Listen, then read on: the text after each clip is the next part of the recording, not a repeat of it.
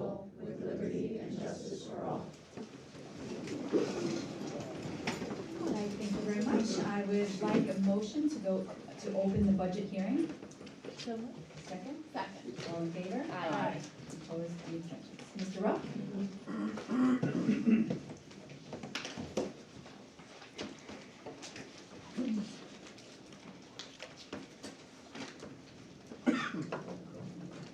Thank you.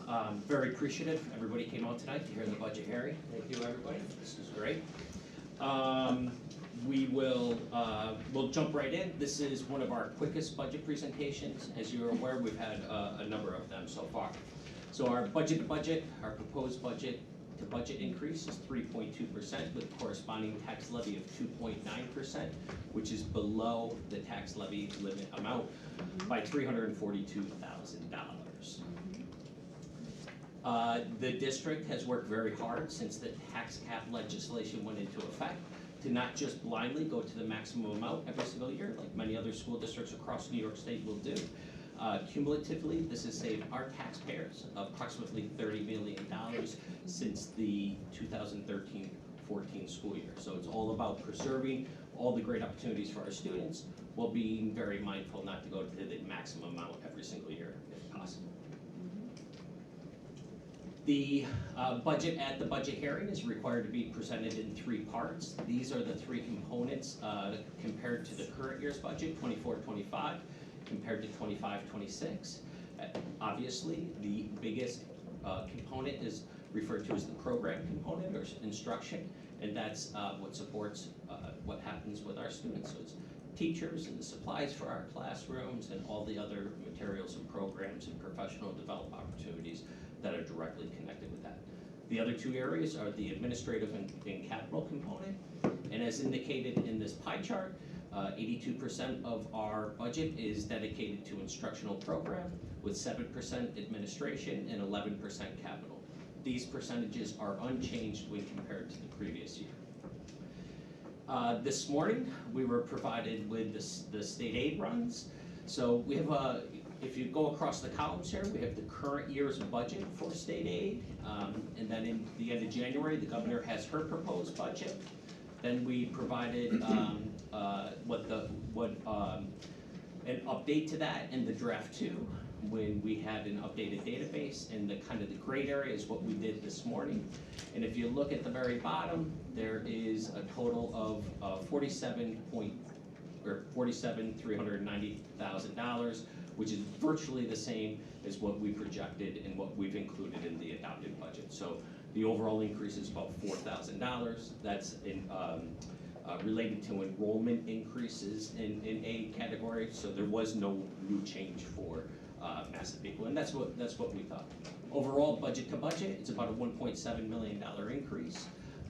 As you know, if you look at my numbers and you compare them to what you see in the paper and the actual state aid run, there'll be some differences there, and that's because we know we're going to have some of the numbers that we have in district are more updated than what the state has. So that's related to the BOCES expenditure as well as the transportation aid. So you'll see some differences if you look at those two numbers, but we have the actual numbers in district to know that they are accurate for next year.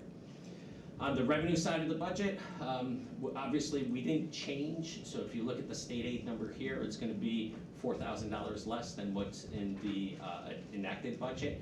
And the reason for that is because this is what we've shared with the community. That's what's in the budget newsletter, the 6-day notice, and everything else. And since it's not significant, we don't think there's any reason to do anything different. So this is the overall revenue budget for next year, which ties to our budget increase of 3.2%. Proposition 1 is the budget, Proposition 2 is the public library, and Proposition 3 is a permission from the residents to expend from our capital reserve fund. We're requesting to take approximately $4 million out of the reserve fund. Obviously, this will have no impact on the tax levy because it's money we have sitting in a savings account or a reserve. We'll use that money for lights on the softball field, the HVAC upgrades here in district office, asbestos abatement project at the Ames High School in the basement, doing some window replacement work at McKenna, audio-visual upgrades in our auditoriums, as well as some interior classroom and signs in our room renovation. So again, the beauty of a capital reserve fund is we're able to fund it through efficiencies we get in current year's budget, so we don't have to add debt to our principal and interest payments for bonds. And we take these funds out of our savings account, so it's not an additional impact to the tax levy or our taxpayers. This is the actual language that you would see on the ballot. Here's a couple pictures from the capital, for projects the Capital Reserve Fund would support. On the left-hand side, you have a picture of the science room, or one of our science rooms at Brenner Middle School. Middle picture is the windows that we're having some issues with at McKenna. And then you can see the new softball field with lights on them. So just emphasize those, that's a rendering of lights. There's not lights up there yet, but that's what it would look like. We are very appreciative of the community's support with getting the vote out. Dr. Brennan and I have started our presentations to both PTA and faculty, and this is a list of some of the presentations we make this time of year. And tonight's our public hearing, and May 20th is the most important date, and we encourage everybody to go out and vote. And be mindful of that Proposition 3 is a great benefit to the school district with no impact on the tax levy. Any questions? Thank you. Board members, are there any questions? No. No, I know we've been through this several times over the last several months, so I think we kind of know forwards and backwards, and, you know, I'm grateful that, I guess, the budget was already finally passed, Yeah. and our state-run numbers now are pretty much where we thought they would be, so I guess that's good. Is there any questions from anyone in the audience just on the budget? No? No? Okay. Hearing none, then I will ask for a motion to close the budget hearing. So moved. Second? Second. All in favor? Aye. Opposed and abstentions. Thank you. Thank you, Mr. Rupp. We appreciate it. Okay. All right, so this brings us to our regular meeting.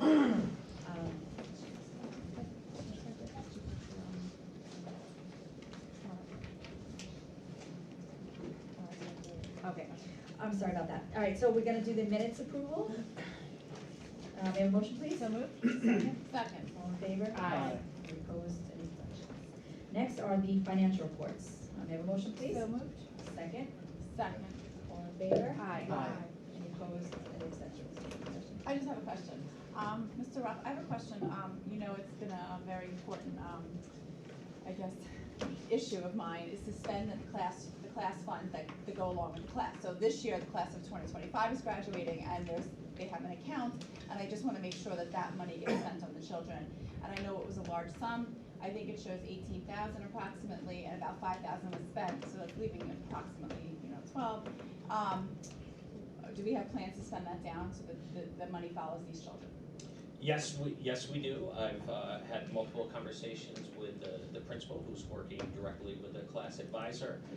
There is a budget in place for the expenditure of these dollars. We're actually up a little bit more in terms of the balance right now.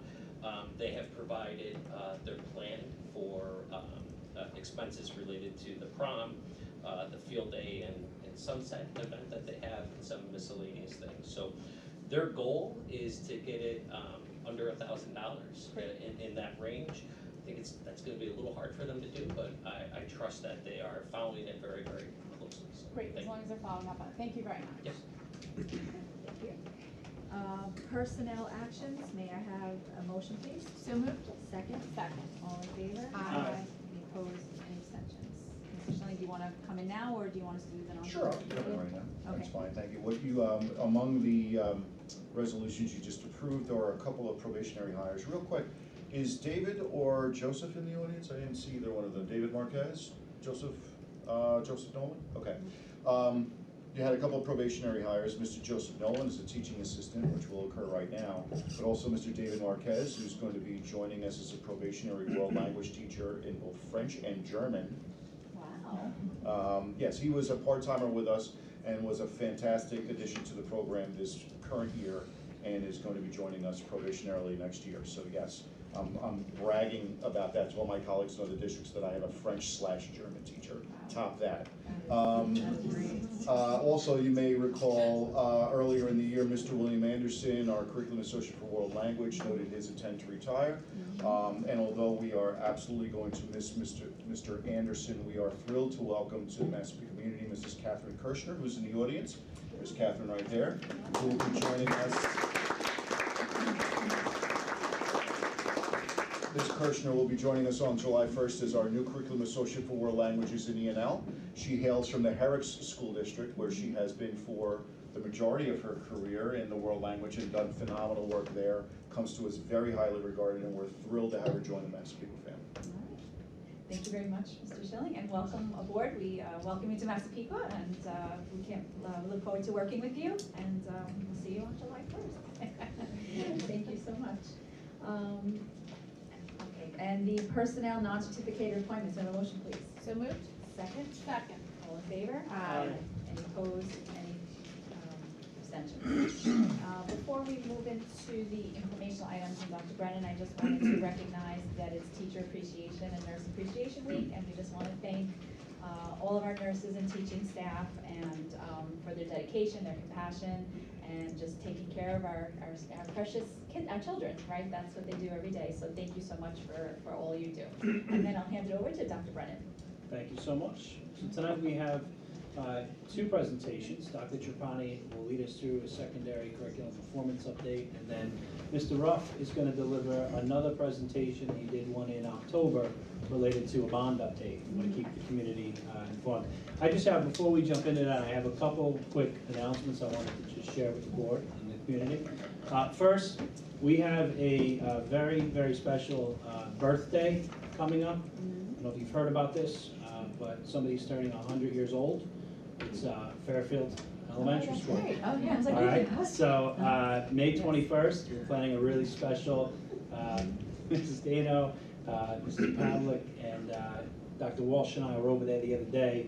When I tell you they are so excited and so organized for this event, what the teachers have done and the staff have done to really make this an incredibly meaningful experience for kids. I don't want to share too much, but they've really thought about a lot of things. It's pretty impressive. So really looking forward to that. There'll be a special ceremony and activities for the kids. So, and a big birthday bash, I think, afterwards at the end of the day. This past Saturday, I had the honor of attending with Dr. McCaw, Dr. Trapani, Mr. Hoffman, and Mr. Rath to the Long Island Special Olympics.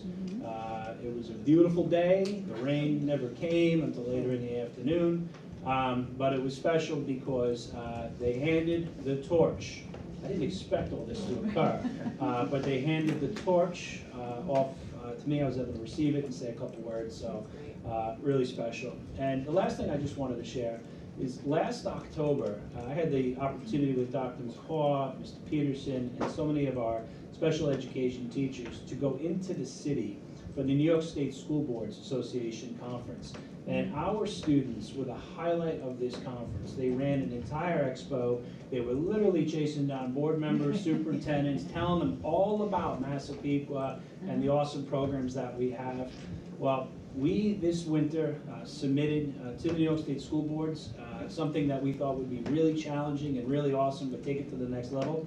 Not just host the Student Showcase Expo, but to actually present. So there's not many presentations, right? We'll be in the booklet, and Massapequa has been selected for a presentation titled Igniting Inclusion, the Challenger Athletics Journey. So we just got that news this morning, and we're so excited. So. Very good. Thank you so much. Okay, so at this point, I'd like to welcome up to the microphone Dr. Trapani, who has done a fantastic job of putting together a very important curriculum update. One of the things that I truly love about what he's done here is he's taken so many elements of our secondary program and connected them to our vision and mission and competencies. So you'll see that as the fabric of his presentation. And one of the other things I know the board has been very focused on and is interested in being involved with is data, and that's also a huge part of this as well. So Dr. Trapani, thank you. And to all of our administrators and teachers who are here, they're also on campus. Thank you. Thank you, Dr. Brennan. Thank you to the board for this opportunity and to my central administration colleagues, as well as welcome to everyone in the audience, particularly Mr. Weber, is not Ms. Farrell, and Mr. Gallardi for their assistance with this presentation. And also we have one of our AP capstone teachers in the audience as well, Ms. Kogan, and we'll be talking about that program as well. It was really great to follow up Mr. Ruff today, because one of the things I want to emphasize here is the fact that at the last board meeting, Mr. Ruff mentioned many of the K-12 learning opportunities our students have engaged in over the past year within the elementary and secondary classrooms, as well as through fine arts and athletics. And really how proud we are that we're able to offer these opportunities to our students, and we're looking forward to maintaining and enhancing all of these programs. With this presentation, I would like to provide context to these experiences, particularly how they link to our vision and mission statement, the 5 competencies of a massive equal learner and leader, through the emphasis on student participation and performance data. We're going to take a look at our vision and mission statement and what that really means for our instructional program and practices, what the 5 competencies are and how we look with them within the context of the opportunities we offer our students, performance data, particularly the 2024 AP results, and also the January 2025 ELA regions. Additionally, we're going to take a look at how our students participate in courses for college credit, AP courses, BOCES programs, and athletics. And we're going to look at all of this under the umbrella of how we're redefining as a state credit and learning opportunities, and what we're currently offering here in the district, and how we approach assessment in our schools. I'll reference back to Dr. Walsh's presentation from last month, where she spoke to how we assess students on the elementary level and show that that continues on to the secondary level. And also how we teach our students to showcase what they understand through transfer and application. And also I'm going to share with you some of the feedback we received from our own students about how they're really able to grow within those 5 competencies as they go through their coursework here in Massapequa. In the December presentation, I focused on these 2 images that really showcase the access and opportunities our students have. One was our students on Manufacturing Day going to Suffolk Community College, and the other was our Massapequa mock trial team going to Harvard University. And really both of these events showcase how we're willing to provide these opportunities to our students, how we're willing to actually have them engage in learning experiences that go beyond our town and our classrooms.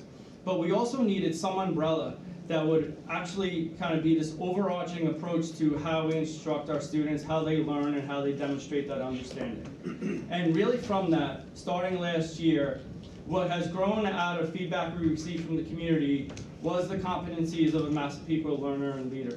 Dr. Brennan references that as the North Star that comes out of our vision and mission statement to really help our students showcase their learning. Our vision statement makes sure that our students are showing character, leadership, and citizenship. Our mission statement is encouraging students to showcase their passions, achieve success in all aspects in college and career pathways. And these 5 competencies that we're going to see are interwoven through our entire K-12 program, and I'll spotlight it on the secondary level and using some data to support that. When we're taking a look at those opportunities offered, we really want to start with what are our students engaged in, what courses are they taking, and how are they performing in those courses. Really focusing specifically on, in the upper grades, are they taking advantage of the college and advanced programs that are offered to them? I'm going to quickly move through some data that does showcase that this past year, in the 23-24 school year, our students on the high school level took 1,455 AP exams. They scored on an average of 3.4. Now, the scale of an AP exam is between 1 and 5. Typically, a 3 means that you achieved at a level where a college would consider giving you college credit for that. Depending on the course in the institution, some of those scores may be higher than a 3, maybe a 4, but the point is that our students are performing at a very high level on these exams that they're taking. When we compare that to the previous year, we've increased the number of exams we've been offering, the average score on those exams, and what percentage of our senior cohort is scoring at a score of 3 or higher. Now, what that has allowed us to achieve, based on these performances, is the honor roll distinction of silver status from College Board. And in order to achieve that, students need to show that they've taken one exam, that they've scored a 3 or higher in one exam, and that at least 2% of the graduating cohort has taken 5 or more AP exams. With our 2024 cohort, 26% of those students took 5 or more AP exams. So that's showing us that our students are taking advantage of the opportunities that are offered to them.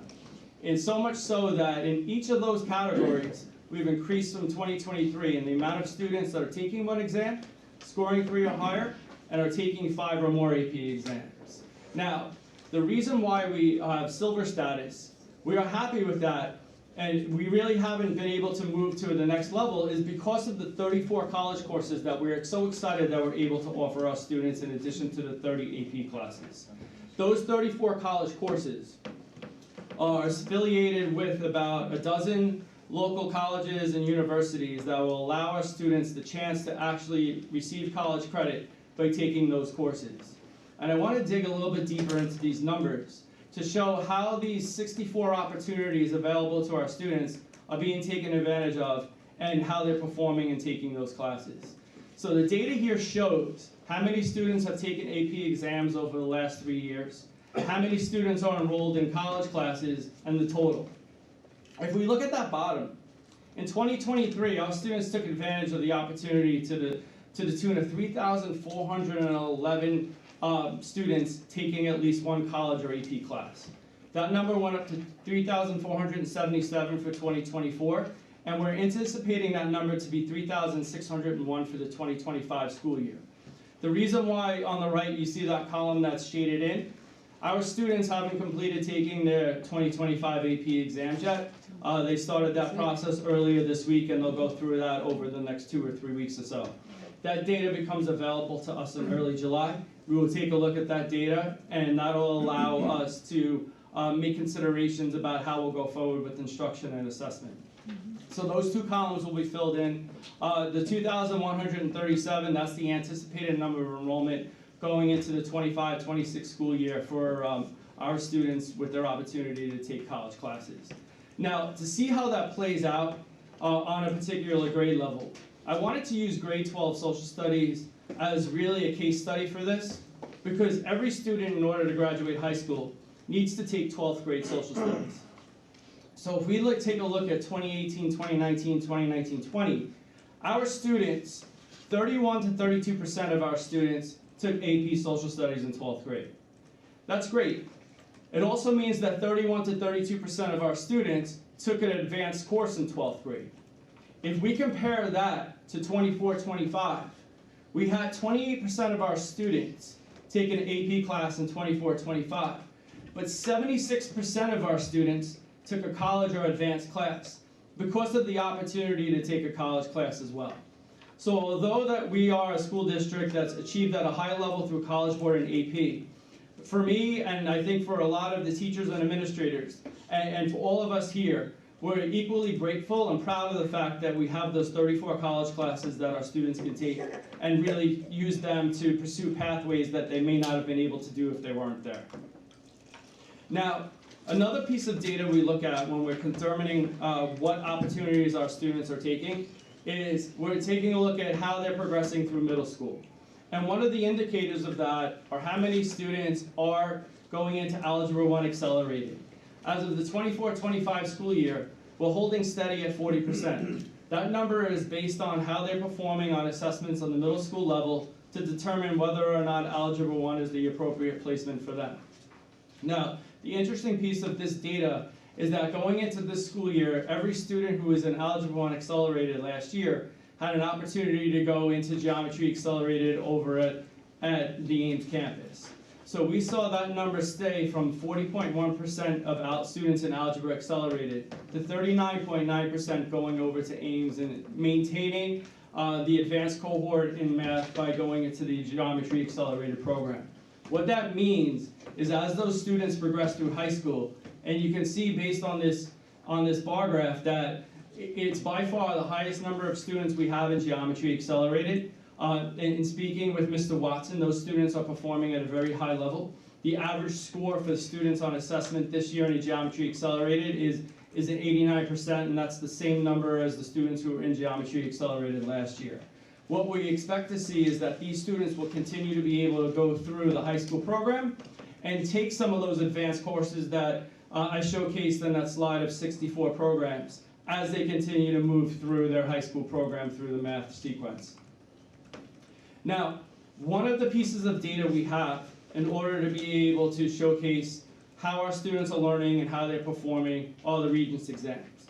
The one Regents exam our students have taken so far this year is the ELA Regents in January.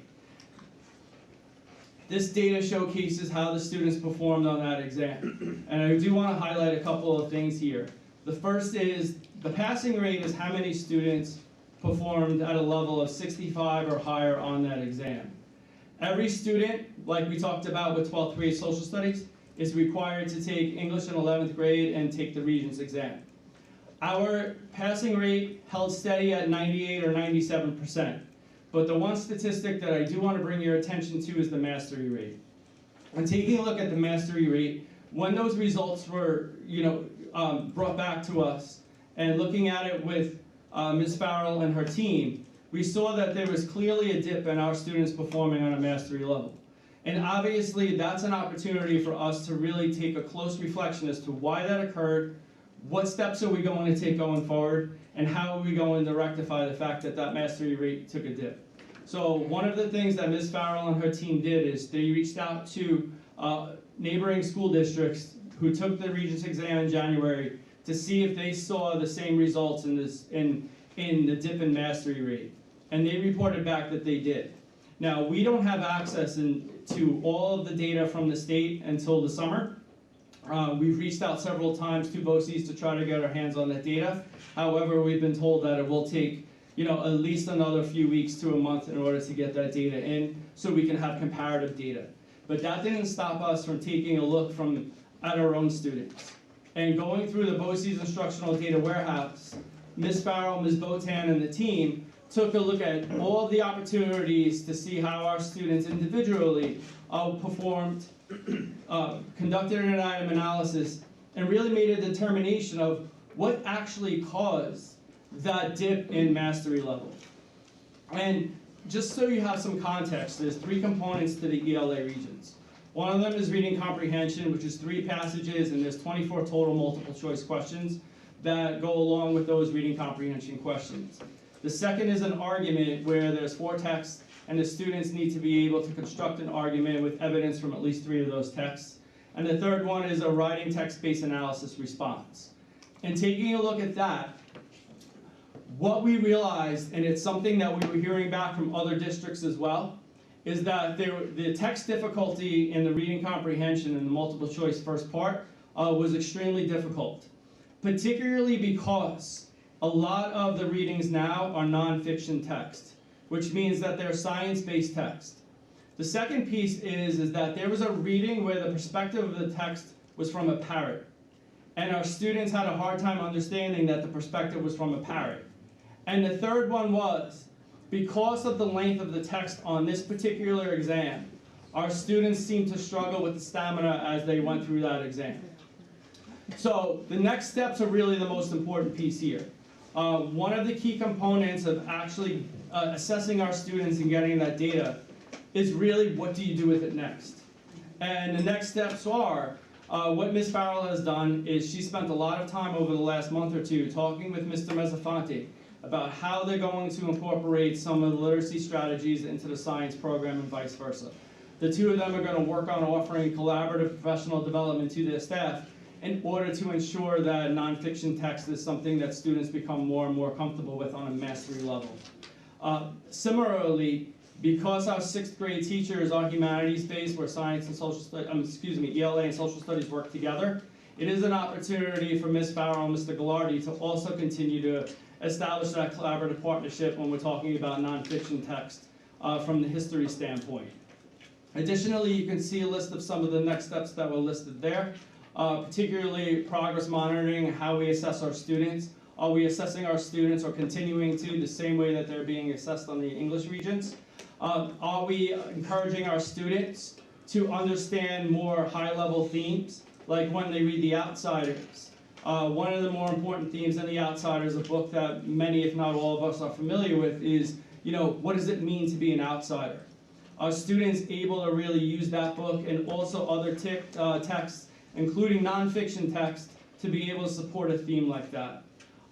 So the evaluation of the data will be ongoing. The reflection will certainly be ongoing, and really the steps that we continue to take for the rest of this year into next year will be a focal point of professional development and curriculum writing, and then certainly instruction. Particularly as we continue to take a look at how we assess our students underneath the umbrella of the Massive People Learner and Leader. Last month, Dr. Walsh mentioned how we assess our students in schools. She presented to you this comprehensive list of all of the different ways that we can assess our students, and really how that fits into the teaching and learning cycle. When we talk about the English regions, we're certainly in that teaching and learning cycle of making sure that we're analyzing our data, we're adapting, and then we're going to plan accordingly going forward. Additionally, we're going to make sure that our students are participating in meaningful learning experiences where they can showcase what they've learned. Dr. Walsh explained that there are just three of so many different ways that our students are demonstrating their understanding on the elementary level. Through the Science Discovery Fair, through the 5th grade biography projects, through student presentations. I wanted to showcase how our students are learning on a secondary level as well, with a variety of opportunities where they're participating in coding activities, where they're developing presentations, they're participating in Socratic circles, and they're really showcasing their abilities. And you can see in these pictures, our students are working together. And that's really an important component that we want out of our learning. They're showcasing that they were able to create something, like on the top right in their coding class, or that they were able, or the computer science class, or that they were able to actually do some type of presentation together or engage in some type of discussion. So these are great opportunities for our students to actually showcase their understanding of content, their understanding of skills, and really just kind of transfer in an authentic way. But also when we compare it to the traits of a Massive People Learner and Leader, if we look a little more closely, not only are students doing that, but they're also demonstrating these traits as well. They're demonstrating the traits that we're seeing in the competencies of a Massive People Learning and Leader. And really, if we continue to look at what our learning opportunities offer our students and how they are showcasing the development of those skills, then we're able to prepare all of our students for whatever pathway they take after high school. Whether those students are looking to go down the pathway of participating in manufacturing activities, looking to go to Harvard, looking to go into the military, or looking to really follow any path they choose, we're trying to develop the skills in them where they'll be able to do so. Now, that's us actually developing program and really assessing students. We wanted to determine how it's really landing on them. How are we really allowing them to develop into a responsible and respectful citizen, an innovative and creative thinker, an academic and career-minded learner, a collaborative and communicative team player, a goal-directed, resilient, and courageous leader. So what we did is we reached out to these students and asked them to rate their experiences in that category between 1 and 5. And the scores were on the left, but more importantly, I feel like the data that they were able to provide us was in their explanations. And you see there that they're talking about a strong sense of community. This was in the AP Capstone research class. That in believing in themselves academically because of the expectations with the course, the advanced skills that they developed a new standard for themselves. So I think it's really important for us, not only this year, but going forward, and also expanding our opportunity to do this, is to get feedback from our students. Consider that feedback and have that be a component of the instruction and assessment that we provide to them. But we also wanted to look beyond one particular type of student. So as we go through this, which I'll talk about in a second, but as we continue to move through AP Capstone, one of the more important things is to see how those skills are transferring into other areas. And what I represented in the fall was how many students not only in research, but are going into science research, and how that number continues to rise. our students are looking for opportunities to explore courses where they can showcase what they know, what they've learned at a high level. And courses like Capstone and Science Research allow them to do so. But also courses like PE Leadership. So what we did is we reached out to the 27 students in the PE Leadership class, and again, asked them to respond to us on a Likert scale to let us know between 1 and 5 how they were able to develop those traits as a profile, learner, and leader. And then also tell us how that course was allowing them to develop those skills. And they emphasize problem solving. They emphasize being able to be intentional, to be a leader. And it's a PE leadership class, so we expect them to be able to really consider that this class is providing those opportunities for them. But really one of the great things that they're doing is they're taking those opportunities beyond their own classroom. Through a field trip they went to Birch Lane in the spring to work with those students there. And also in preparing our students for the Empire State Games that will be in Mitchell Field in a week or so, to really work with them to help kind of motivate them and get them prepared. That these are true leaders in Massapequa, and it's really great to get that feedback with this course that's run so well by Mr. Brian Rath. But we also wanted to consider what opportunities our students have through the tech program, through CTE, and how well our students are developing those traits through those programs. So the scores are there on the 1 through 5 scale, but we also wanted that feedback from how the course is actually helping prepare them for life after high school. So 46 students from the advanced automotive class responded, and they responded that the class is really showing them teamwork, responsibility, work ethic, goal setting, and really learning a trade, learning a skill that's such an important skill to know. So we're happy to see that upon the reflection from the students in the class that they're taking, that they're developing skills beyond just learning how, to change the oil and fix parts of the car that I would never know how to do. But what they're able to do is actually prepare themselves for life after high school. We did the same thing with the production systems class, and students talked about how they're learning how to find trade schools through this class, work together collaboratively, understand really what it means to be a professional in the construction field. So we wanted to make sure that not only are we developing curriculum and assessments that align with expectations and standards, but also that we're preparing our students for life after high school in the way we expected to when we developed the profile of a Massapequa learner and leader. Here are some examples of our students through those programs, whether it's in our high school through the MHS College Art of Baking class, whether it's on trips to 317 Main to meet with a chef, whether it's on field trips to manufacturing facilities, such as Designatronics or Orlicon.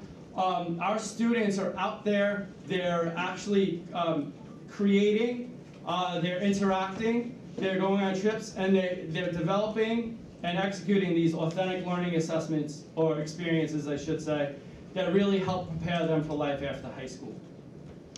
We have some students that are looking beyond Massapequa in order to get those experiences in a dedicated course or a dedicated field.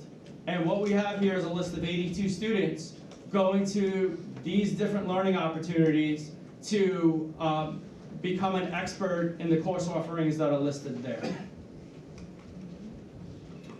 Internally, our students are still able to participate in all the field trips that we offer to them in order to continue to make sure that we're providing experiences for them that align with the profile of a learner and leader. Whether it was the 234 students who went to Disney on the music trip this year, or the 76 students who went to Disney on the ARC trip last year, we want to make sure that the experience that our students are getting, whether it's there or really any other experience we provide to them, will be something where they're showcasing those skills that we expect them to do so. And here's a picture of them doing that over those last 2 years. There's a lot of championship banners here. And one of the other areas where we want to really explore how our students are developing those traits that we expect them to develop is not only through their participation and their successes in the athletic program, but also how they're growing as people and how the athletic teams that they're a part of, how the programs that they're a part of are helping develop those skills in them as well. Now, this is under the heading of some of what we're hearing from New York State education, particularly about redefining credit and learning experiences. The reason why I put the slide up here is because I wanted to make sure that we can see here that the guidance that we're getting is that in addition to courses and assessments, which we offer, we want to be able to provide other learning experiences to our students. And if you go through each of those bullets, from internships, work-based learning, capstone projects, which are culminating projects, portfolio, community service, project-based learning, we are already far down a pathway of offering all of those opportunities to our students, and we'll continue to work at offering them more underneath that umbrella of what will help them become the massive people, learner, and leader that we want them to be. SEALs have become an important part of the experiences for our students. We currently offer one, and we've really offered one from the beginning. And to really showcase that was the fact that we received this ribbon, the shield actually on the left, that showcases that we've been giving this opportunity to our students for the past 5 years. A newer one, but one that we're equally as excited about, is offering our students the Seal of Civic Readiness this year. Talked about 12th grade being a core program for all 12th grade social studies for all seniors. 428 of our seniors from the graduating class will earn the Seal of Readiness, Civic Readiness distinction. This was developed under the leadership of Mr. Jason Gallardi. And what the students will be able to do is actually showcase their understanding or their ability to be civic-minded through developing a bill or reflecting on a trip that we went on in the fall to a civic summit sponsored by Operation Democracy, and having our students who were out there write a reflection about what that experience was like and what they were able to learn from it. So we're really excited about the fact that we have this opportunity for our students, and certainly we'll continue moving forward with these two seals. Speaking of moving forward, so what we'll continue to do is collect data, develop and execute a 3-year plan regarding CTE, continue to evaluate student participation and success on Regents and AP exams, continue an ongoing look at the curriculum that we offer.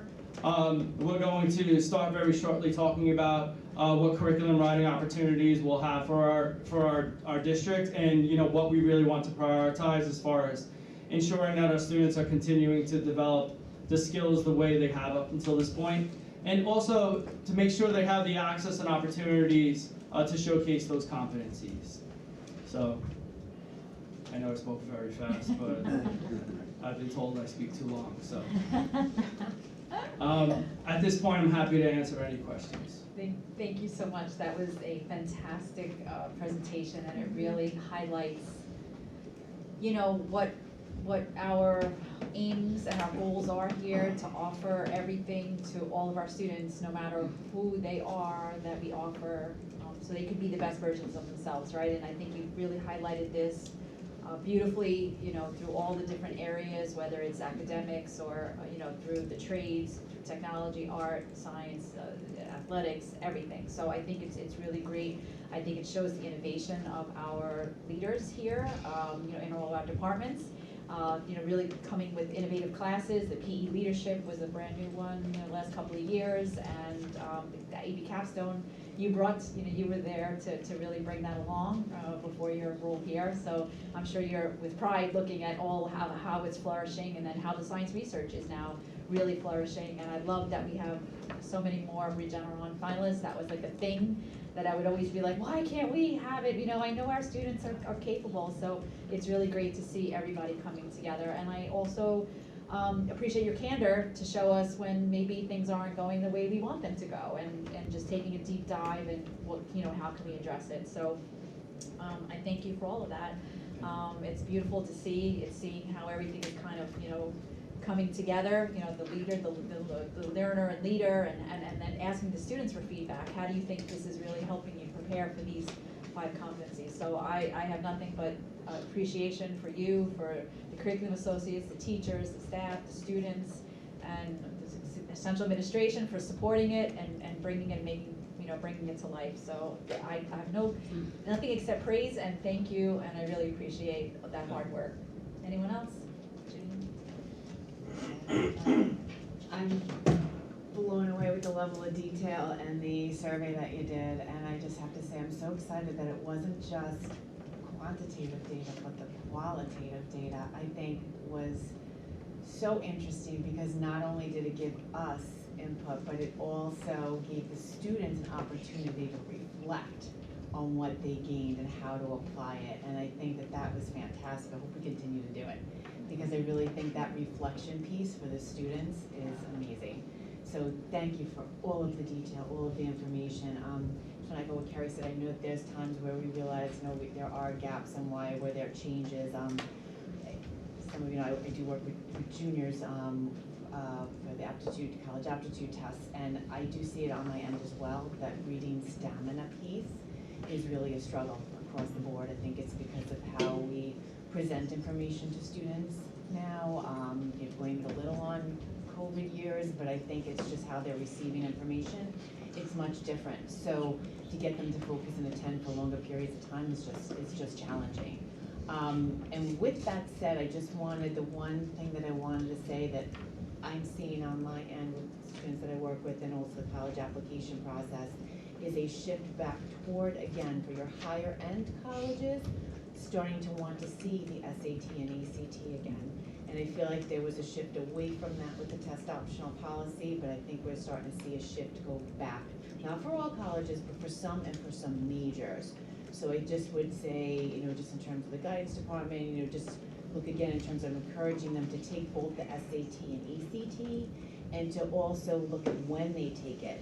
We're starting to see students really do better if they take it even in the fall of their junior year as more of a diagnostic tool to see strengths and weaknesses, so they can work on that throughout that school year, and then be really ready to take it in the spring to show that, the elevated, competencies. Again, it's not for every student, but for those students that are trying to shoot for those higher end schools, the shift is definitely coming back. If you look at colleges and their websites, they will say for the following years, because I know now you need it in computer science, you have to have it. And then also that the ACT is moving to science being test optional.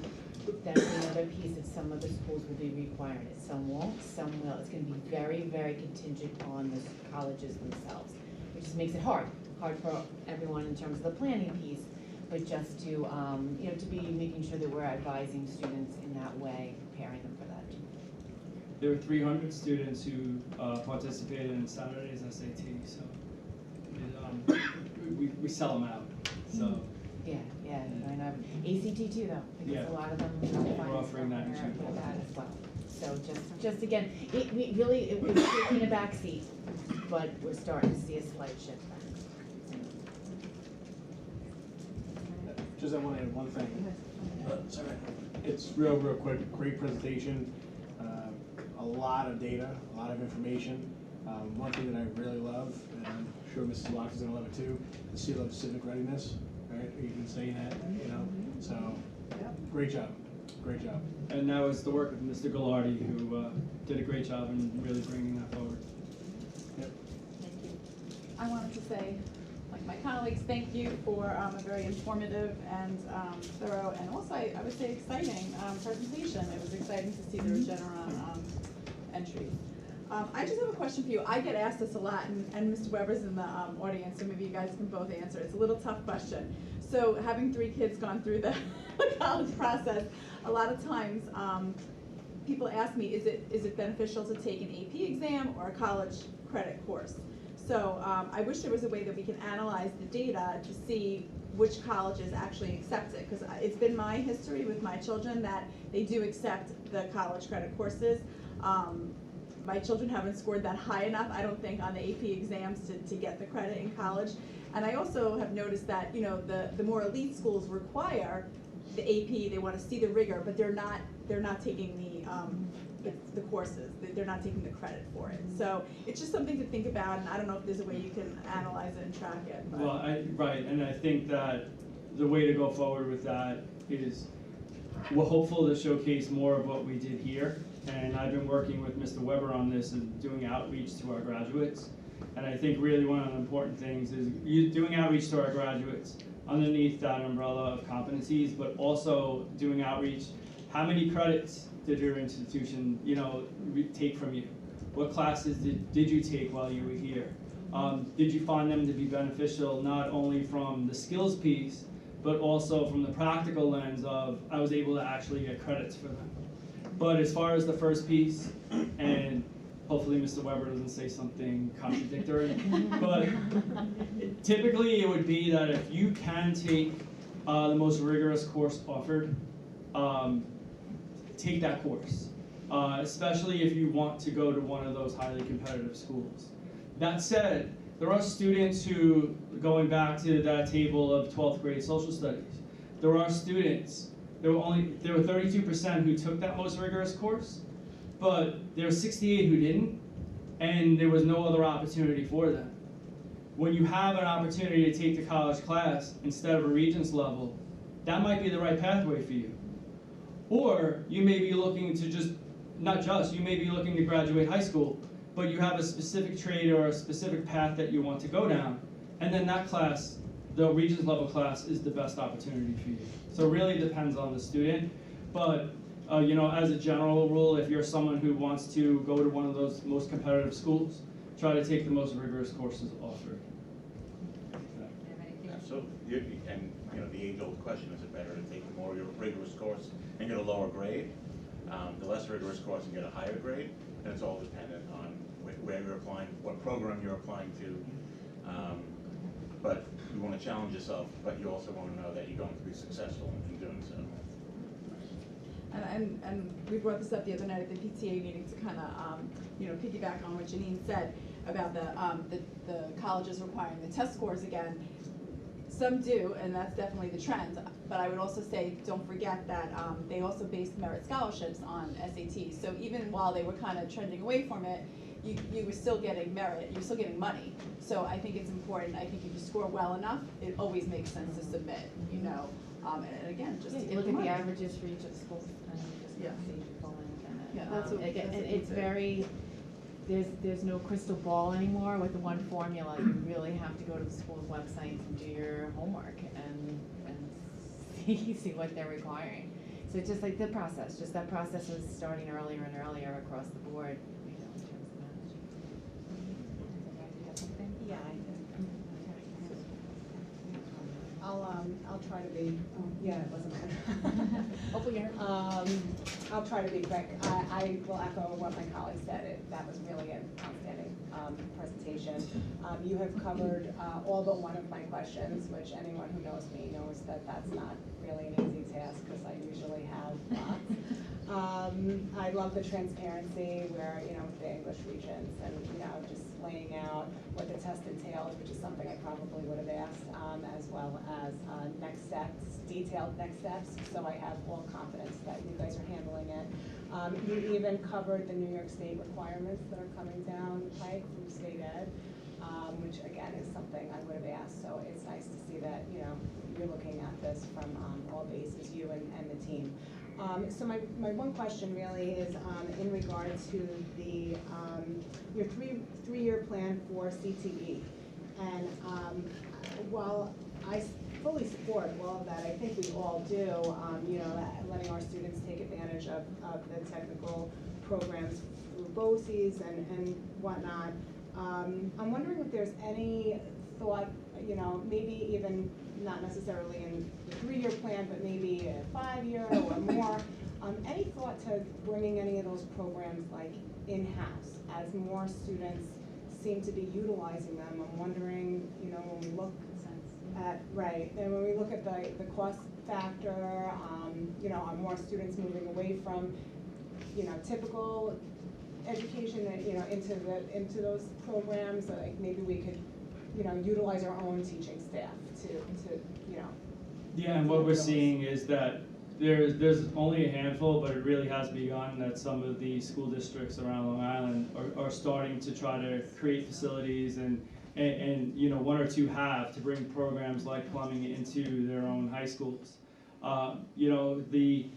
the lower level of Massapequa High School has so many different classrooms where students can engage in so many different activities. It's an opportunity for us to really start to explore are there other programs that we can bring in, especially if students are going elsewhere, going to BOCES to get them. That's certainly the next step in what we'll look at. Great, it's great to hear. Thank you. Thanks.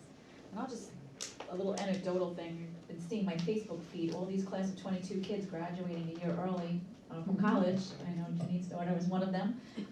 But if my son would have stayed in school, he left for the military, but he was almost a full year ahead as well. And he went to the University of Alabama, but they took every single AP class that he took. So he went in with well over 30 credits. And I don't know what Caitlin's experience, but I'm seeing a whole bunch of class of 22 kids, and they're all graduating 1 year early. So that saves money in the long run and lets them get ready with their career or maybe advanced degree if that's what they're gonna do. So we're doing something right because I'm seeing all these kids graduating a year ahead, which is good, I think. Yeah. But thank you. Big cost savings, yeah. Yeah, it does saves a room board and, you know, all that stuff and education. All right, thank you. All right, Dr. Trapani, thank you very much for that incredible presentation. Mr. Ruff, we're gonna do a quick capital update related to the bond.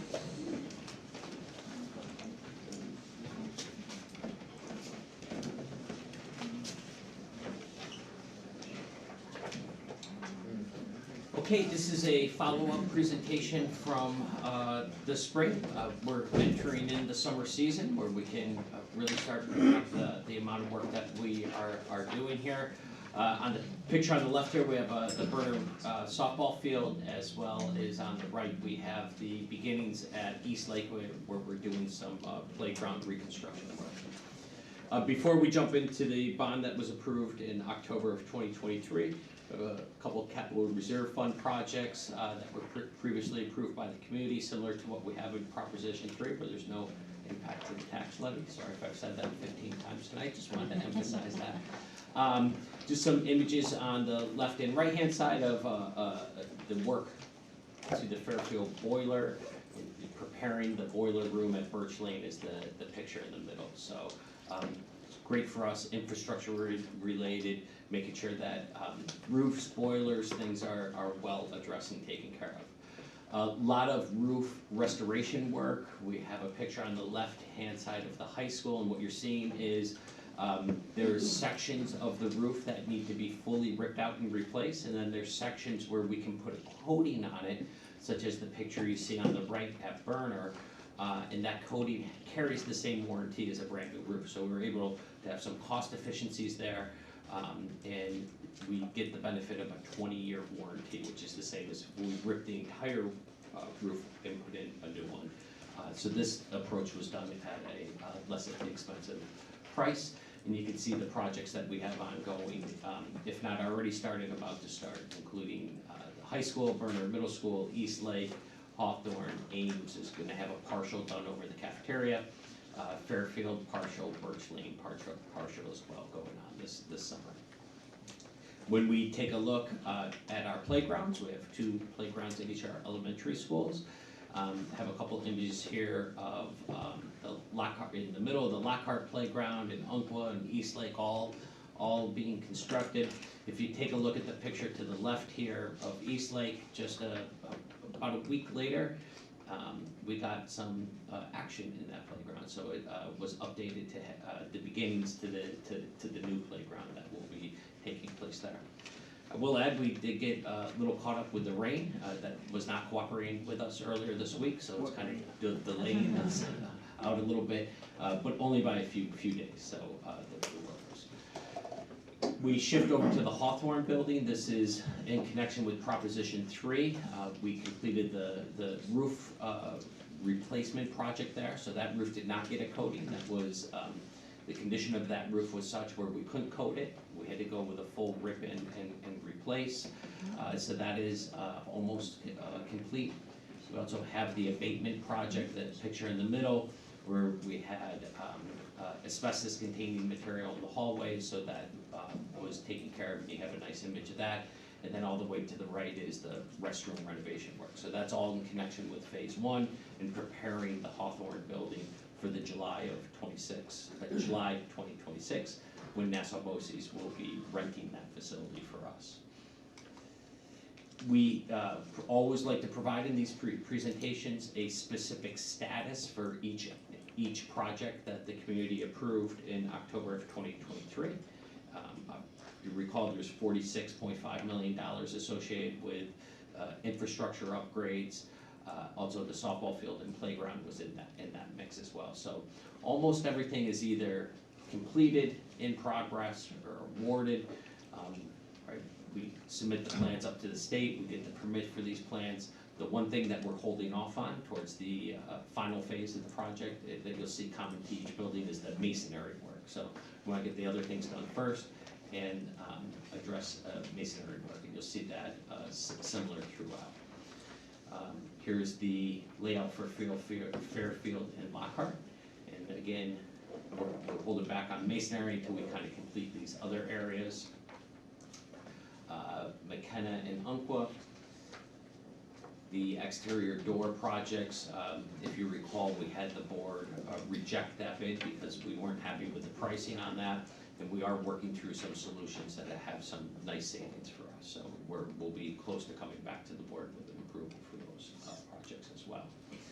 At Ames and Berner, large work associated with the roofs in these locations. And we have the high school in Hawthorne, so some of the projects taking place and the status of each of those. Any questions? I do. So, well, first comment. I know a lot of people might not see roofs and boilers as fun, glamorous things, but one of the things I constantly hear from a lot of people in the community, especially girls on our softball team, is they absolutely love the new softball field. They just can't stop raving about it. So great job with that. Obviously I live over by McKenna and Hawthorne, and I constantly get a lot of questions around the building, and I see a lot of construction going on. I see the roof being done. Maybe there's a chance for the Buildings and Grounds Committee to do a tour of Hawthorne. Absolutely, yeah. Okay, that would be good to get some of them in there to take a look. Yeah. Even us as the board. We want to go to. All right. Yep. Okay. We'll get the hard hats out, so everything's in compliance. We'll be all set to go with Ocean. We'll set that up, absolutely. Anything else? Anybody else? No, I think no. Thank you. Okay, thank you. Thank you, Mr. Rock.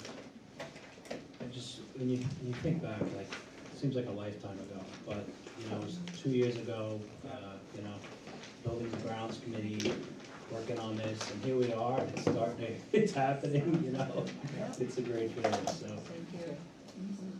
That's great, thank you. Okay, moving on to resolutions. Does anyone have any questions on the resolutions? All right, with that, let's get started. Number one, resolve that the Board of Education approve the IEP recommendations as per the attached. May I have a motion, please? So moved. Second? Second. All in favor? Aye. Any opposed, any abstention? Number two, resolve that the Board of Education approve all students listed herein for home instruction. May I have a motion, please? So moved. Second? Second. All in favor? Aye. Any opposed, any abstentions? Number three, resolve that the Board of Education approve the consultant contracts listed below and authorizes the board president to sign said contracts. May I have a motion, please? So moved. Second? Second. All in favor? Aye. Any opposed, any abstentions? Number four, resolved upon the recommendation of the superintendent of schools, the Board of Education hereby approves the written request of the employee named in the attached confidential Schedule A dated April 24th, 2025 for an extension of the employee's probationary period for an additional calendar year. The employee's new tenure date shall be August 30th, 2026. May I have a motion, please? So moved. Second? Second. All in favor? Aye. Any opposed, any abstentions? Number five, whereas the superintendent of schools has provided the recommendation for the issuance of tuition reimbursement grants for the 2025-26 school year in accordance with the collective negotiations agreements and policies of the school district, be it hereby resolved that the superintendent of schools be authorized to issue notifications to recipients. Moreover, Authorization is provided to the Assistant Superintendent for Business and Operations to compensate recipients upon satisfactory completion of the approved courses of study and the submission of proof of completion in accordance with policy. May I have a motion, please? So moved. Second? Second. All in favor? Aye. Any abstain? Any objection? I can't speak today, sorry. All right, number 6, resolve that the stated term appointments for the employees listed are terminated as per the attached. May I have a motion, please? So moved. Second? Second. All in favor? Aye. Any opposed? Any abstentions? Number 7, resolve that the registrars and inspectors of election listed on the attached document are appointed to work registration and/or the school budget vote of May 20th, 2025. May I have a motion, please? So moved. Second? Second. All in favor? Aye. Any opposed? Any abstentions? Number 8, resolve that the Board of Education accept a donation of $100 from the Blackboard Giving Fund for the benefit of the UNCO students. May I have a motion, please? So moved. Second? Second. All in favor? Aye. Any opposed? Any abstentions? And we thank them for the donation. Number 9, resolve that the Board of Education approve the attached contract with Get Your Groove On DJ Entertainment and authorizes the board president to sign said agreement. May I have a motion, please? So moved. Second? Second. All in favor? Aye. Any opposed? Any abstentions? Number 10, resolve that the Board of Education award the asphalt and concrete project to Elite Parking Area Maintenance, Inc. and A&L Blacktop, Inc. as mentioned in the attached memorandum. May I have a motion, please? So moved. Second? Second. All in favor? Aye. Any opposed? Any abstentions? Is this for, I'm sorry, Mr. Rupp, is this for concrete work around the schools, or? Yes, this Yeah. is for concrete work, not only for us, but for other districts to do as well. They can piggyback onto our bid. Okay, all right, and did I know there's a question that came up about well, we've talked about it, the blacktop over the sidewalks, I think at Uncle and McKenna. Are they being redone, or is it not for that area, or, and No. I know there was a question about it not going along with, the Massapequa Park, code. Yeah, so this is not for that specific project, this is Right. for projects that come up during the course of the year. We Okay. do have a good protocol in place moving forward. If there's a high visible area, such as the front of a building, we would certainly be looking to go back with a concrete type of thing. Specifically in front of McKenna, a decision was made for ease of snow removal, to go back with asphalt. We know that the appearance is much better when it's cement or concrete, and that's why we would make that change. Are we violating the code of Massapequa Park? I would have to do some research in that. It is, based on what I've seen in the past, town code does not necessarily always apply to school districts, but Oh, I would okay. do some research. All right, no problem, thank you. We voted on that already? We did. Yeah. Okay. Number 11, resolve that the Board of Education award the purchase of T-shirts for the 2025-26 school year to Empire Printing, Collegiate Promotions, Inc., and Woods Menswear, as documented in the attached memorandum, the lowest responsible bidders meeting specifications. Have a motion, please. So moved. Second? Second. All in favor? Aye. Any opposed? Any abstentions? Correspondence was received from the following community members, and we're up to advocacy updates. Mrs. Acuto. Yes, thank you. So there have been several correspondences from the New York State School Board Association regarding various advocacy items. Primarily, most recent is the budget, for obvious reasons. I won't get into that. They are hosting a zero emission bus lobby day. And that's going to be on May 14th in Albany, which they're lobbying for something that we are not, consistent with, which is, adjusting the timeframes and stuff surrounding the mandate when we've made it clear that we don't want a mandate at all. Right. So we have, done our own advocacy surrounding that, And by we, you mean the membership of NISBA, not just Massapequa, because, Massapequa doesn't like mandates, but the NISBA, the whole membership has voted to get rid of it. Get rid of this mandate, and it's, yeah. And they've made it clear that their advocacy lies within the specifics of the timeframe, the amortization periods of the buses, so Yeah, it's just, we're advocating for. So it's like we're against it, but hey, But you hey, just well, change this, right. change that, change this, instead of saying just nothing, right? And to that end, I shouldn't say that I won't, talk about the budget at all. I did have a long, conversation with the government relations people, Brian Fessler at the School Board Association. And, I do stand corrected, I thought that they weren't advocating for a timely budget at all, and they were really just focusing on the, the priorities themselves. But he did educate me that there was a joint memo submitted with, the superintendents and, the PTA, the New York State PTA, and, various other stakeholders to call for a more timely budget. Whether it worked or not, I don't know, I can't imagine Seeing it as could they have only been any passed it later. today, I'd say no. Yeah, I couldn't imagine it being any later. But I did include in everyone's packet just a sampling of bills that they are advocating for, separate from, the budgetary items. I also want to bring everybody's attention to just one bill on there that did come up last time that was, resulted from a resolution that was submitted and passed by the West Sullivan School District regarding bail for people making threats of violence against, schools and staff or students, which was not approved, and they're very proud that it was a passed resolution last year and it was turned into a bill. This did also come up with my conversation with New York State School Boards Association, that it is something they're advocating for. I did bring to their attention that it hasn't crossed any of our desks, I'll say. And so here it is. So, while, this is a drawn-out process, I feel like it does feel like we're, fighting an uphill battle, which we are all the time. It's just things do work out. So, it isn't all, a waste, and I like that we submit our resolutions, and I think, hopefully tides are turning, more districts are signing on to our resolutions, and, who knows, maybe this year we'll get more than one passed. And to that end, the last thing that's been communicated, which we've discussed here, was the resolutions process. And, the time frame behind it, which we all know is coming. It's coming. So. Yeah, so apparently so there was a bill that, to borrow against our, short-term, our reserves. So there was a bill. Yeah. Sponsored by, I guess, Senator Martinez in Suffolk County. And obviously it probably didn't go anywhere, but at least it's nice to know that it was there,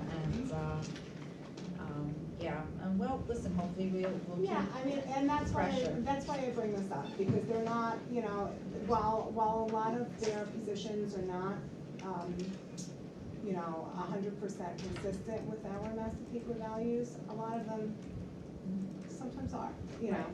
And it's important to know when they're doing something Of right course. and not just Yep. when they're wrong. And I know I had done that like a year or two ago, when I had seen Brian Fessler testifying, for one of the things maybe that we wanted, and he was really advocating for school boards, and I had watched the whole thing, and I called him and said, thank you, thank you for, doing, I mean, maybe that's his job and he's supposed to do it, but still, it's nice to not just call him when I'm angry, and, I did right? take a, unrelated, not exactly the same, but related, I took a policy workshop earlier this week, and the topic of cell phones was on it, obviously. And, it was pulled from the budget. It's going to be a separate consideration, because New York State School Boards Association is so adamant about having parental control. The governor has made it clear that, they just want a straight out ban. The Senate has made it clear that they want a straight out ban, but the Assembly is willing to work with, or let these decisions lie on individual school districts. So was that's this like what I was told. Well, that was 2 days ago, before anything was official. But that's what. Period. Huh? Yeah, period to period to period. Because I think it's in there, right? Yeah. It's in. I believe so. Okay. Well, bell to bell. Bell to We don't bell, know what yes. that means. Does that just mean for each period? Well, Right, so I guess we can interpret how we want. Exactly. Look at it Okay. on your, Yeah. There was also some discussion about, actually a holding area for the cell phones. Yeah. Which, some districts are, it almost makes me think, there's only one company that is Yes. offering these holding pouches, which is not something I think that, you know, we. And I heard a commercial on, because I listen to radio, and there was a whole thing about a company that will help you to change your culture about cell phones, and we do everything from, you know, policy to implementation to working with your students and staff. Yeah, I mean, again, another, you know, money, like, you know, giving out to their cronies, you It makes, know. well, it makes me think, who owns this company, or who has a hand in it? But regardless, we have means in Massapequa of holding cell phones, right? We have lockers. We do, so- and you And know, we do a great job. 3 children have gone through the high school. I have to say, most of the teachers have these over-the-door hangers, they're like little organizers, some have a box, and they're doing it on their own, they don't need to be mandated by the state. They're very respectful, and the kids are respectful too. Mr. Gilbert is in the audience. We took a, you know, as you know, we sat through our own symposium, if you will, about cell phones, and he has a great process in place. He offers the students participation points for leaving their cell phone in the cubby. I hope you don't mind, Mr. Gilbert, that I'm using you as an example. And if they choose not to, they lose those points. Right, So right. it's in their best interest to put the phone away for those 40 minutes. Which I think is a good point that illustrates where all the districts are doing already. Like, I don't know that the debate is, should kids have cell phones during the day in school? I think pretty much everyone is in agreement that, you know, we have to have some kind of parameters for it, right? Because when they're in class, they should be paying attention, and we don't want our teachers to have to be the, you know, disciplinarian where it came to the phones. But I think each of us, in collaboration with our teachers, can come up with something that works for everybody.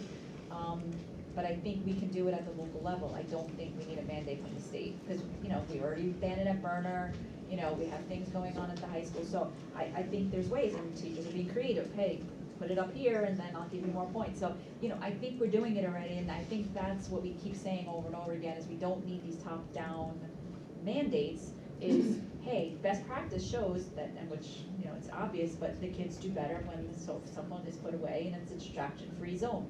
But why don't they allow us and say that we are capable in our district of figuring it out, working with our teachers, our administrators, and, you know, our parents, and coming up with something that works here for us. So, Well, I really yeah. just brought that up as a, you know, as an example of something where I think that our They were School Boards Association did do right by us. Yes. They are advocating for Right.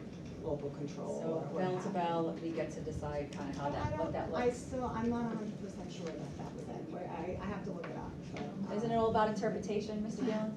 Say it again. Is it all about your own interpretation? I think Bell to bell, depends on what you mean, bell to bell. It'll be incumbent on whether they issue regulations for implementation. Oftentimes they'll have the broad idea within statute, and then there's the implementation, the actual meat and potatoes of how it gets rolled out, and the regulations that will be adopted after the fact, so Well, I don't know right deal with now. regulations, right? Oh, yeah, we love regulations. Well, we'll figure it out. That concludes my report. Thank you so much. We appreciate it. Thank you for your advocacy liaisonship. And, thank you very much. Updates from the board, what do you have for us? So just a couple of quick things from my side. Okay. One, we had our very first athletic advisory committee meeting on May 1st, Yep. right? I think it went fantastic. A lot of great minds in the room. A lot of great feedback, even from the students that are on the committee. I look forward to seeing where this thing goes over the next year. Very, very, very good day. Number two is want to wish all the mothers up here and in the room and around our district and community a very, very, very happy Mother's Day. You know, it's, what's that? Oh, sorry. I'll be fresh. I know for myself, I would never be able to handle a quarter of the day in the life of the Brooks household without my wife. And to all the teachers and staff, I know for myself, I do firmly believe that based off, you know, some following your teacher appreciation, my boys' teachers 3 years have been fantastic, and I've been like other mothers to my kids, so it's great, great, great community of teachers we have out there. So happy Mother's Day to everybody out there. Make sure you spoil all your wives, your mothers, because they definitely deserve it. Thank you. So Thank happy you. Mother's Day. Thank you, Chris. What do you have, Jill? Carrie and I attended the National Honor Society induction at the high school. We got to see all the children. It's one of our highlights of all the events that we attend. We also went to a bunch of track meets. Yep. And I think we all went to the PTA council Oh, yeah, meeting PTA council. on Monday, and we're working on building a strong partnership with our PTA. And I got to attend the signing day for the first time, and it was really a nice event. I have to say it was one of the nicest events I've been to.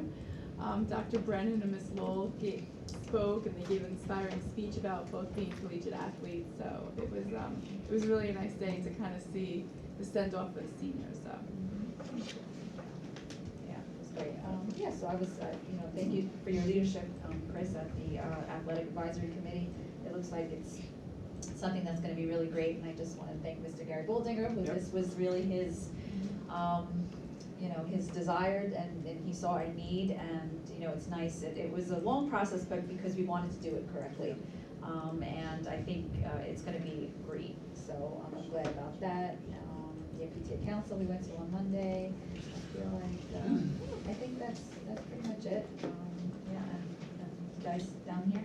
Yeah, Janine and I attended the Student Advisory Council Committee meeting last Wednesday under the leadership of Dr. Trapani, and to hear about some additional presentations those students will be doing, I believe the week after next, to some of our, well, all of our elementary schools. So that's really something to look forward to. I really look forward to attending those presentations, and I thank those students because I know this is a very, very busy time for them, with APs and preparing for finals and whatnot. So their time is most definitely appreciated, as is yours. And I was actually the only board member to not be at the PTA meeting because I was at my 7th grade son's band concert at Berner, which was outstanding under the leadership of Mr. Green, and who's just there at every, arts, event. And he was there that night as well, and it was a wonderful evening and a great performance at Berner. You covered most, and because I know that Mr. Gilbert's got to get on a bus at 5 a.m. Speaking of our music program, to go to Great Adventure, we'll do the anti-rain dance over there. But yeah, they really wish them all good luck tomorrow in their competition. Of course, band and orchestra at the Ames is going to be competing, and they have a long day. So I'm going to end it with that because I got to get my kid there at 5 a.m. tomorrow. Happy Mother's Day to all the moms, and also thank you very, very much to all the teachers. Yes, thanks. I wonder, is there a statistic on how many times it rains for that Ames Great Adventure? Because I know every time my kids when it rained. No? We have to get some statistics on there. We need ponchos, yeah. That's it. All right. So, the Board of Education allows time at the conclusion of its regular meetings for comments from residents in attendance. Please note that any person wishing to speak during this time shall comply with all provisions of board policy. Although a total of 30 minutes is allowed for comments, the board president has discretion to adjust the total time. We remind you to keep your comments to 3 minutes and to conduct yourself in a respectful manner. Please address school matters only and refrain from addressing topics related to personnel matters or individual students. Such concerns should be discussed privately with the superintendent or administrator at an appropriate time. The board is here to listen and cannot provide immediate feedback or engage in open dialogue.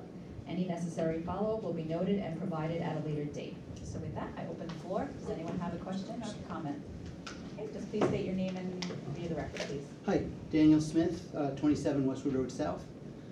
Happy Teacher Appreciation Day, everybody. Thank you for everything you've done for my family. We love you teachers. I've lived in Massapequa for over 30 years. I've raised my children here, and they went through Eastlake, Berner, Ames, and Massapequa High School. We moved here for the quality of life in the school system, which served our family well. I spent my entire career as an educator. I was a teacher and then an administrator. I've been to countless Board of Education meetings for the districts in which I worked, and yet never came to a Massapequa School Board meeting because I never felt I had to until now.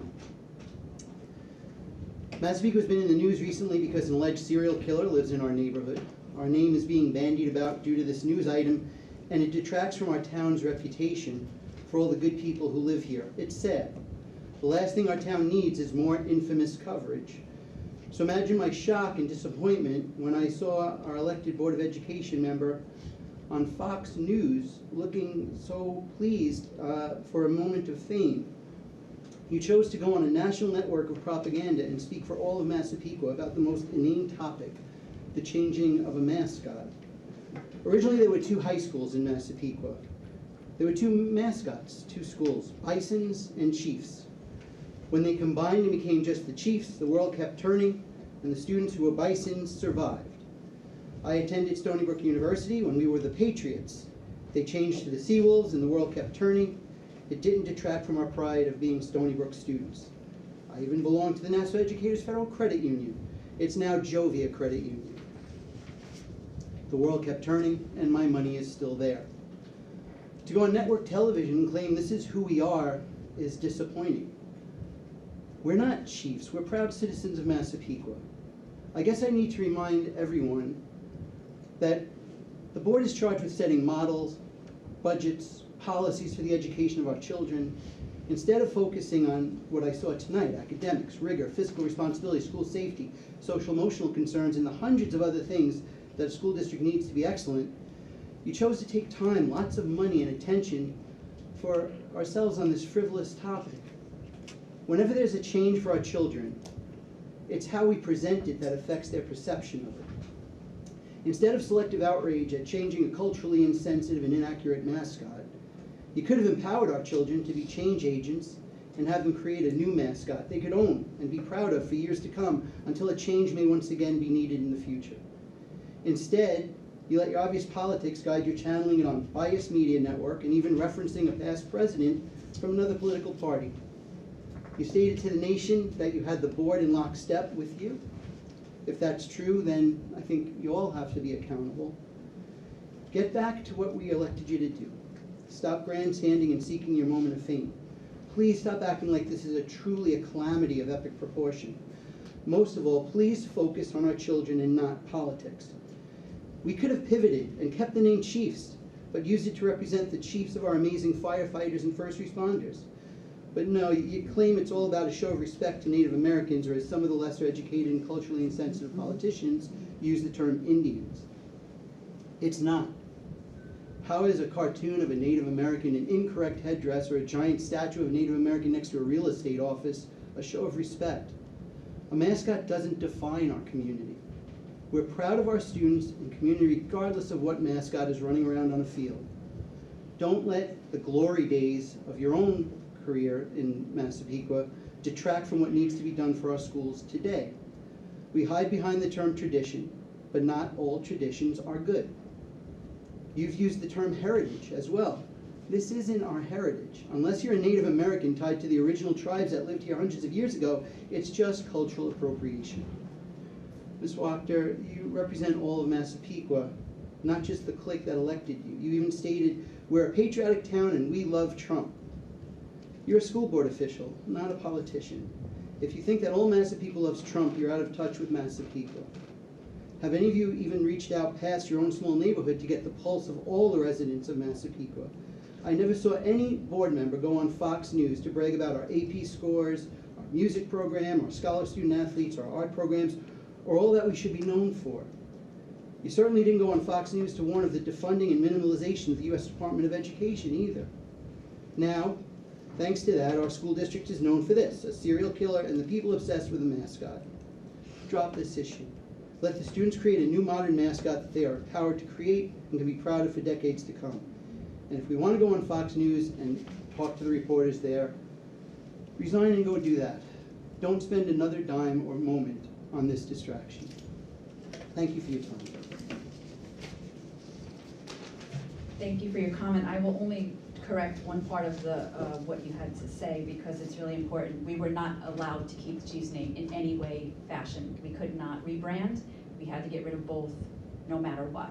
So that's the only correction I'll make. Thank you for your comment, and I will respectfully disagree. Anyone else have any comment or question? All right. So with that, I will ask for a motion to return to executive session to discuss personnel. Second? Second. All in favor?